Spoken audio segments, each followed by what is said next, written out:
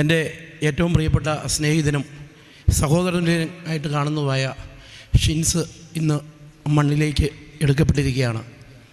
തീർച്ചയായിട്ടും അവിടെ ഉറപ്പായിട്ടും ഞാൻ കാണേണ്ടിയിരുന്നതാണ്.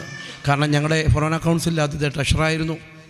അതിലൊക്കെ ഉപരി ഒരു 6 വർഷക്കാലമായിട്ട് എത്രയോ മണിക്കൂറുകൾ രാത്രിയിൽ ചിലപ്പോൾ 10 മണിക്കായിരിക്കും ഫോൺ വിളിക്കുന്നത്, അത് അവസാനിക്കുന്നത് 2 മണിക്കോ 3 മണിക്കായിരിക്കും. പറയുന്നത് വീട്ടുകാര്യങ്ങളോ സൗഹൃദങ്ങളോ ഒന്നുമല്ല, ഈ സമുദായ വിഷയങ്ങൾ മാത്രമായിരുന്നു. അത്രയധികം വ്യക്തമായ കാഴ്ചപ്പാടുകളുള്ള ഒരു യുവ സഹോദരൻ, ഒരു 36 വയസ്സ്, 4 വയസ്സും 1.5 വയസ്സും പ്രായമുള്ള 2 പെൺകുഞ്ഞുങ്ങൾ. അദ്ദേഹത്തിന് കീടനാശിനി എടുത്ത് ജീവിതം അവസാനിപ്പിക്കേണ്ടി വന്നിട്ടുണ്ടെങ്കിൽ ഞാനോ നിങ്ങളോ ഒക്കെ അറിഞ്ഞോ അറിയാതെയോ ഇതിലൊക്കെ പങ്കുകാരായിട്ടുണ്ട്. ഇന്ന് ഈ വേദിയിൽ നമ്മളോടൊപ്പം ആയിരിക്കേണ്ട ഒരു വ്യക്തിയായിരുന്നു ഷിൻസ്. അതുകൊണ്ട് തന്നെയാണ് ഞങ്ങളിവിടെ വന്നത്, പരിപാടി മാറ്റിവെക്കേണ്ടെന്നും പറഞ്ഞത്. കാരണം ആ ഒരു ചെറുപ്പക്കാരൻ ഈ സമുദായത്തെക്കുറിച്ച് അദ്ദേഹത്തിന് ചില ചിന്തകളുണ്ടായിരുന്നെങ്കിൽ, പ്രത്യേകിച്ച് ഈ രാജപുരം പള്ളി പൊളിച്ച കാര്യങ്ങളെക്കുറിച്ച്, ഇത് ചെയ്ത രീതിയെക്കുറിച്ച് വളരെ മണിക്കൂറോളം അത് സംസാരിച്ചിട്ടുണ്ട്. ഇതിങ്ങനെ പ്രതിഷേധിച്ചാൽ പോരാ, ഷിബിച്ചേട്ടാ നിങ്ങൾ എന്താണ് പുറകോട്ട് നിൽക്കുന്നത്, നിങ്ങൾ പോകുന്നും പറഞ്ഞുകൊണ്ട് ബഹളം വെച്ചുകൊണ്ടിരുന്നതാണ്. കഴിഞ്ഞ നിങ്ങളുടെ ആദ്യത്തെ പ്രതിഷേധത്തിലൂടെ വരാനിരുന്നതാണ്, അന്ന് ആശുപത്രി അഡ്മിറ്റ് ആയതുകൊണ്ട് വരാതിരുന്നതാണ്. അന്നും എന്തുകൊണ്ട് പോയില്ലെന്ന് നമ്മളുടെ ആദ്യം വിളിച്ച വ്യക്തിയാണ് ഷിൻസ്. ഞാൻ പറഞ്ഞു വന്നത്, നമ്മളിൽ നിന്ന് ആരെങ്കിലുമൊക്കെ അകന്നു പോകുമ്പോഴാണ് നമ്മളവരുടെ വില മനസ്സിലാക്കുന്നത്. നമ്മുടെ പ്രിയപ്പെട്ട 2 സഹോദരികൾ കുഞ്ഞുമക്കളുമായിട്ട് ആത്മഹത്യ ചെയ്തു. എൻ്റെ ഈ ശാപം ഇന്നും നമ്മുടെ സമുദായത്തിന് മുന്നിൽ കിടന്ന് വട്ടം കറങ്ങുന്നെന്ന് നമ്മൾ എന്തുകൊണ്ട് ചിന്തിക്കുന്നില്ല? പ്രിയപ്പെട്ടവരെ, ഞാൻ ഇന്ന് അരമനയോട് അല്പം ചേർന്നാണ് 2-3 മാസമായിട്ട് താമസിക്കുന്നത്. നിങ്ങളുടെ മലബാറിൽ നിന്നുള്ള ചില വൈദികരാണ് ഇപ്പോൾ അവിടെ ശ്രേഷ്ഠരായിട്ടിരിക്കുന്നത്. ഞാൻ ആരുടെയും പേരെടുത്ത് പറയുന്നില്ല. ഇവരെല്ലാവരുമായിട്ട് വ്യക്തിപരമായിട്ട് മണിക്കൂറുകളോളം ഞാൻ ഈ വിഷയം സംസാരിച്ചിരുന്നു. അവരൊക്കെ പറഞ്ഞത് ഞങ്ങളാരും ഇതറിഞ്ഞില്ല. ഈ മലബാറിൽ നിന്നുള്ള മുഴുവൻ വൈദികരെയും സാക്ഷിയാൻ ആരുടെ പേര് മുഴുവൻ പേരും പറഞ്ഞാൽ ഞങ്ങളാരും ഇതറിഞ്ഞില്ല. പിന്നെ ആരറിഞ്ഞു? ഞാൻ കല്ലറപ്പള്ളിയിൽ പെരുന്നാൾ കൂടാൻ പോയായിരുന്നു. എൻ്റെ സ്വന്തം അയൽവക്കംകാരനായ കൊച്ചുമെത്രാൻ അവിടെ കുർബാന ചൊല്ലിക്കൊണ്ടിരിക്കുക. കുർബാന ചൊല്ലി തീരുന്നതിന് മുമ്പ് ഇവിടെ മെസ്സേജ് വന്നായിരുന്നു, ഈ വീഡിയോ ഒക്കെ വന്നായിരുന്നു. സത്യത്തിൽ ഈ ഗൂഢാലോചന ആര് നടത്തി? അത് ഞങ്ങൾ കോട്ടയംകാരാണ് കേട്ടോ, അത് ഞങ്ങൾക്ക് കോട്ടയംകാർക്ക് കഴിവുണ്ട്. ഞങ്ങളുടെ കോട്ടയംകാരൻ്റെ അച്ഛനുമില്ല ഇവിടെയുള്ളത്. അപ്പം നിങ്ങളെ മലബാറിലുള്ള പാവപ്പെട്ട സാധാരണക്കാരായ നിഷ്കളങ്കരായ ജനങ്ങളെ പറഞ്ഞു പറ്റിച്ച് രാഷ്ട്രീയപരമായിട്ടും മറ്റും മതപരമായിട്ടുമുള്ള അവിശുദ്ധ കൂട്ടുകെട്ടുകളിൽ ഉദ്യോഗസ്ഥ വൃന്ദത്തെ കൂട്ടുപിടിച്ചുകൊണ്ടാണ് ഇവിടെ ഈ ദേവാലയം തകർക്കപ്പെട്ടത്. ഇവിടുത്തെ KCCയിലെ ഒരു ഒട്ടുമിക്ക ഭാരവാഹികളുമായിട്ട് നല്ല ബന്ധമുണ്ട്. അവരൊക്കെയായിട്ട് സംസാരിച്ചു. നിങ്ങളുടെ പ്രസിഡന്റ് ഉൾപ്പെടെയുള്ളവർ പറഞ്ഞു, ഞങ്ങളുടെ മുമ്പിൽ മറ്റൊരു മാർഗം അവശേഷിക്കുന്നില്ല. നിയമപരമായിട്ട് ഞങ്ങൾക്ക് കിട്ടിയ ഉപദേശം അതായിരുന്നു പള്ളി പൊളിക്കൽ. എന്നാൽ ഇങ്ങനെയാണോ പള്ളി പൊളിക്കേണ്ടത് എന്ന് ചോദിച്ചപ്പോൾ ഇവർക്കൊക്കെ നിശബ്ദതയാണ്. നീയൊക്കെ ഇവിടെ വന്ന് പ്രശ്നം രൂക്ഷമാക്കരുത് എന്ന് പറഞ്ഞ് ഭീഷണിപ്പെടുത്തിയ ആൾക്കാരും രാജപുരത്ത് തന്നെയുണ്ട്. വളരെ തന്നോടത്തോടുകൂടി അവരോട് പറഞ്ഞൊരു കാര്യമുണ്ട്, നിങ്ങൾക്ക് പൊതുയോഗത്തിന് തീരുമാനം എടുക്കാം. തീർച്ചയായിട്ടും പൊതുയോഗ തീരുമാനങ്ങളെ ബഹുമാനിക്കുന്നു. അങ്ങനെ ഒരു തീരുമാനം കടുത്തുരുത്തി പള്ളി എടുത്തിരുന്നു. പൊതുയോഗത്തിൻ്റെ തീരുമാനമാണ് മേജർ ആർക്ക് എപ്പിസ്കോപ്പൽ ദേവാലയമായിട്ട് കൊണ്ടെത്തിച്ച് സമുദായത്തിൻ്റെ പാരമ്പര്യവും പൈതൃകവും നശിപ്പിക്കാൻ. അന്ന് നമ്മുടെ പ്രിയപ്പെട്ട സ്റ്റീഫൻ ചേട്ടൻ എടുത്തു നൽകിയ ഒരു 10,000 രൂപ കൊണ്ടാണ് ആ കേസിന് പോയത്. ആ കേസിന് അന്തിമ വിജയം തീർച്ചയായിട്ടും സമുദായത്തിനുണ്ടായി. പ്രിയപ്പെട്ടവരെ, ഈ പറയുന്ന ഭൂരിപക്ഷം എന്ന് പറയുന്നത് ചില കാര്യങ്ങൾക്ക് അനുകൂലമായിട്ടും ചില കാര്യങ്ങൾക്ക് മോശമായിട്ടും എടുക്കാനുള്ളതല്ല. ഏറ്റുമാനൂർ ദേവാലയത്തിൽ ഒരു തീരുമാനമെടുത്തു, സാമുദായികമായിട്ടുള്ള വിഷയങ്ങളിൽ കേസുകളിൽ തോക്കുകയാണെങ്കിൽ പള്ളി ഞങ്ങൾക്ക് ഇടവക്കാർക്ക് എഴുതി തരണം. എന്നാൽ ഇതുമായിട്ട് അങ്ങ് അരമനെ ചെന്നപ്പോൾ പറഞ്ഞ് അത് പൊതുയോഗം തീരുമാനം എടുത്താൽ ഇത് മെത്രാൻ്റെ പള്ളിയാണ്. അപ്പോൾ പിന്നെ ഇവിടെ ഈ പൊതുയോഗത്തിൻ്റെ തീരുമാനം എങ്ങനെ നടപ്പാക്കുന്നത്? അപ്പോൾ ഇരട്ടത്താപ്പല്ലേ ഇവിടെ നടക്കുന്നത്. ഇവിടെ ഒരു കണക്കിന് ഞാൻ പറയുന്നത് പള്ളി പൊളിച്ചത് നന്നായി, മറ്റൊന്നും കൊണ്ടുമല്ല. ഞാൻ വിശ്വസിക്കുന്ന, ഞാനും നിങ്ങളുമൊക്കെ വിശ്വസിക്കുന്ന, കുരിശിന് ഏറ്റവും ബഹുമാനം നൽകുന്ന, യേശുക്രിസ്തുവിനെ അനുകരിക്കുന്ന, നമുക്കിടയിലെ മാനസികമായി തകർക്കുന്ന ഏറ്റവും വലിയൊരു പാതകമാണ് ഇവർ ചെയ്തത്. ഇതിലൂടെ എൻ്റെയും നിങ്ങളെയും തലമുറ മറ്റൊരു പുനർചിന്തനം നടത്തുകയാണ്. അപ്പോൾ ഈ പള്ളി എന്നൊക്കെ പറഞ്ഞാൽ ഇത്രേ ഉള്ളൂ? ഈ അച്ഛന്മാർക്ക് തോന്നിവാസം കയറി നിരങ്ങാനുള്ളതാണോ? ആൾക്കാർക്ക് പവിത്രത ഉണ്ടാകണം, ചെരുപ്പിട്ട് കയറരുതെന്ന് കല്യാണത്തിൻ്റെ അവസരത്തിൽ പോലും ദമ്പതികൾക്ക് വേണം ചെരുപ്പിട്ട് കയറാം.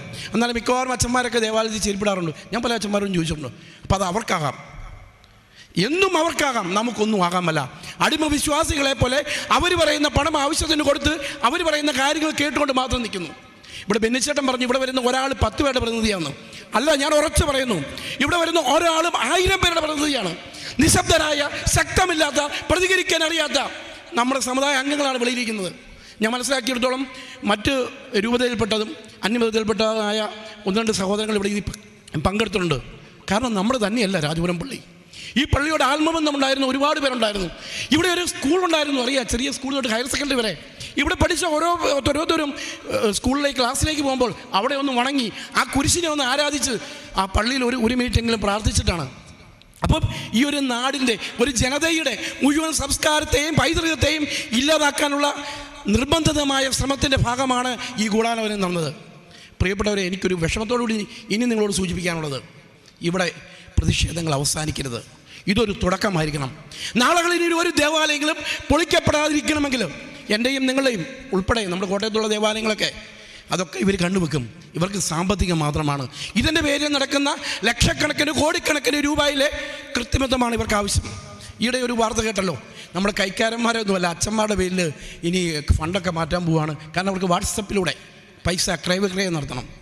നമ്മുടെ കാശും പണവും മേടിച്ച് നമുക്ക് വേണ്ടി ജോലി ചെയ്യുന്ന ഈ വൈദികർ നമ്മളെ പറഞ്ഞു പറ്റിച്ചുകൊണ്ടിരിക്കുകയാണ്.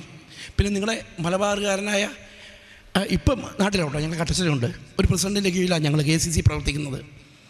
അദ്ദേഹത്തോട് ചോദിച്ചപ്പോൾ അദ്ദേഹം പറഞ്ഞു, അനിവാര്യമായിരുന്നു, മഹാഭൂരിപക്ഷത്തിൻ്റെ തീരുമാനമാണ്. 13 അല്ലെ 14 വീട്ടുകാർ. അപ്പോൾ ഈ 13 വീട്ടുകാർ 14 വീട്ടുകാർ അവരെന്താ ചെയ്തത്?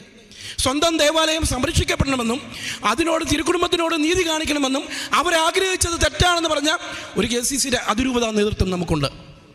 എൻ്റെ പ്രിയപ്പെട്ട സുഹൃത്ത് ഷിൻസ്, അദ്ദേഹം ഒരു കേസിൻ്റെ 2ാം പ്രതിയാണ്. അതിലുപരി കാരിത്താസ് ആശുപത്രിയുമായിട്ട് ബന്ധപ്പെട്ട ചില കേസുകളൊക്കെ വന്നപ്പോൾ നിങ്ങൾക്കറിയാം, ഞാൻ അതിൻ്റെ ഒരു മീഡിയയിൽ പോയി തീർച്ചയായിട്ടും രൂപതാ സ്ഥാപനം സംരക്ഷിക്കപ്പെടുന്നതിനെക്കുറിച്ച് സംസാരിച്ച വ്യക്തിയാണ്. ഷൈനിയുടെ ജോലി കാര്യങ്ങളുമായിട്ട് സംബന്ധിച്ചത് അന്ന് അവിടുത്തെ ഡയറക്ടർ പറഞ്ഞ ഒരു കാര്യമുണ്ട്, നമ്മുടെ ഈ സ്ഥാപനത്തിൽ, ഈ ആശുപത്രിയിൽ HR ഡിപ്പാർട്ട്മെൻറ്റിൽ കൊള്ളാവുന്ന ഒരു ജ്ഞാനക്കാരനില്ല. ഉണ്ടെങ്കിൽ തീർച്ചയായിട്ടും മാനേജ്മെൻറ്റ് കൊട്ടായാലും 35% നിലനിർത്താൻ പറ്റും. ഇന്നവിടെ 10% പോലും ഈ പറഞ്ഞ സമുദായത്തിൽപ്പെട്ടവരില്ല. എന്നാൽ അതിനൊരു ഉത്തരമായിട്ട് തന്നെയാണ് ഷിൻസിനായിട്ടും അവിടെ പോയ വ്യക്തിയാണ് ഞാൻ. ഷിൻസ് ആദ്യം തന്നെ MBA കഴിഞ്ഞതിന് ശേഷം ഹോസ്പിറ്റൽ മാനേജ്മെൻറ്റിലെ ഡിപ്ലോമ എടുത്തതിന് ശേഷം അവിടെ അപേക്ഷ കൊടുത്തു. എന്നാൽ അദ്ദേഹത്തിന് യാതൊരുവിധ റിമൈൻഡർ അല്ലെ ഒരു മറുപടി അവിടുന്ന് ലഭിച്ചില്ല. അതിനുശേഷമാണ് ഈ സംഭവങ്ങളൊക്കെ ഉണ്ടാകുന്നത്. അന്നേരം അദ്ദേഹം ജോലി അവസാനം ചെയ്യുന്നത് മലയാള മനോരമയിൽ HR ഡിപ്പാർട്ട്മെൻറ്റിലാണ്. നമുക്കറിയാം, കേരളത്തിൽ ഏറ്റവും അഭിമാനത്തോടു കൂടി ജോലി ചെയ്യാൻ പറ്റുന്ന ഒരു സ്ഥാപനമാണ്. കാരണം ഞാൻ അവിടെ ജോലി ചെയ്തിട്ടുണ്ട്. ഉയർന്ന ശമ്പളത്തിൽ ജോലി ചെയ്യുന്ന അദ്ദേഹത്തിൻ്റെ ജോലി നഷ്ടപ്പെടുന്നതിനും നമ്മുടെ ചില അധികാരികളുടെ ഭാഗത്തു നിന്നുള്ള അലംഭാവം ഉണ്ടായിട്ടുണ്ട് എന്ന് പല പ്രാവശ്യം അദ്ദേഹം നേരിട്ട് പറഞ്ഞിട്ടുണ്ട്.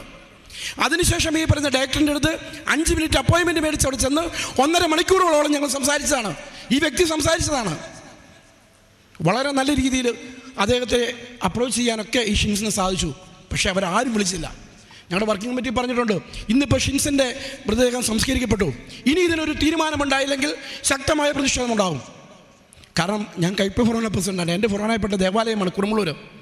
ആ കുറുമുള്ളൂർ ദേവാലയത്തിൽ ഒരാൾക്ക് നീതി മേടിച്ചു കൊടുക്കാൻ പോയിട്ട് ഒരു തരത്തിലും ഒരു നീതി അദ്ദേഹത്തിന് കിട്ടാത്തത് കൊണ്ടാണ് ആ കുഞ്ഞുങ്ങൾ ഇന്ന് അനാഥരായെങ്കിൽ അവരെ സനാഥരാക്കാനുള്ള ചുമതല എനിക്കും നിങ്ങൾക്കുമുണ്ട്.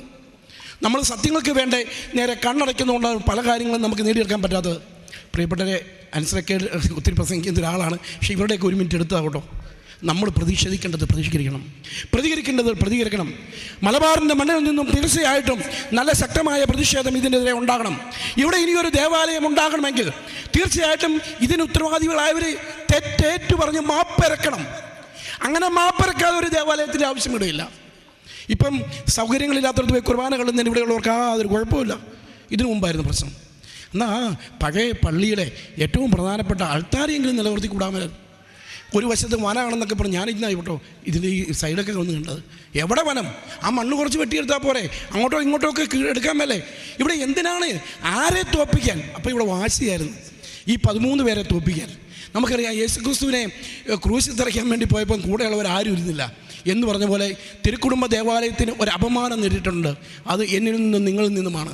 ആ അപമാനത്തെ സംരക്ഷിക്കാൻ ഉത്തരവാദിത്വം നമുക്കുണ്ട്. കൃത്യതയോടെ പ്രവർത്തിച്ച് ശക്തമായ പ്രതിഷേധത്തിലൂടെ നാളുകളിൽ ഇവർക്ക് തിരുത്തലുകൾ നൽകി ക്നാനായ സമുദായത്തിൻ്റെ അഭിമാനമായിട്ട് മാറുവാൻ നിങ്ങളിലൂടെ കഴിയണം. ഞങ്ങളുടെ എല്ലാവിധ പിന്തുണയും നൽകുന്നു. നന്ദി, നമസ്കാരം.